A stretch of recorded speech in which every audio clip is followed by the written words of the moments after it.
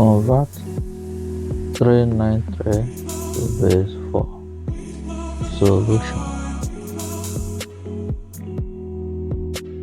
393 to base 4 have 98, remainder 1.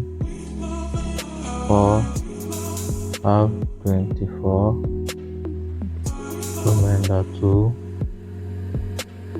4 into 24 have 6, remainder 0.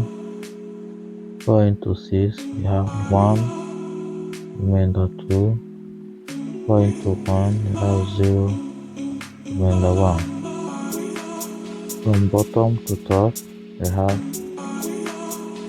1, 2, 0, 2, 1, base 4.